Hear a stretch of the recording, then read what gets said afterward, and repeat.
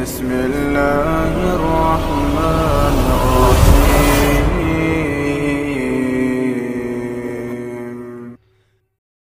ما كفأت من يعص الله فيك بمثل أن تطيع الله فيه. Kamu tidaklah membalas orang yang bermaksiat kepada Allah padamu seperti dengan engkau taat kepada Allah kepadanya.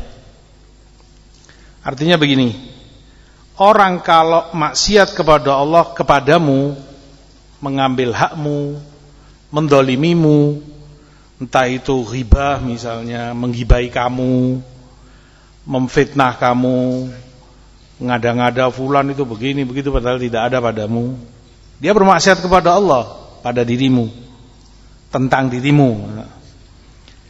Maka balasan terbaik, kata Umar, kalau kamu ingin balas dia, dengan kamu taati Allah padanya, tentang dia.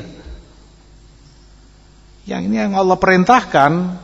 Dia sebagai seorang muslim, kamu doakan kebaikan, semoga Allah beri hidayah, semoga Allah beri taufik, Allah yahdi, Allah yuslihu.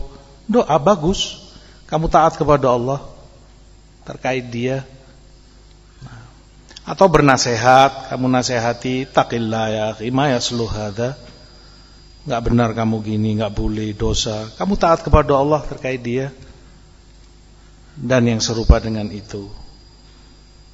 Tidak pernah balasan, tidak ada balasan terbaik kepada orang yang bermaksiat kepada Allah tentangmu kecuali dengan balasan terbaiknya kamu taati Allah padanya.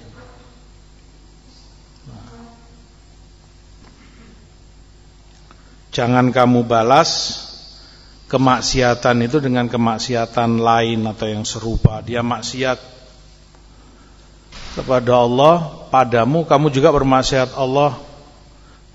kepada Allah padanya. Dia menggibai kamu, kamu balas kamu ghibai misalnya.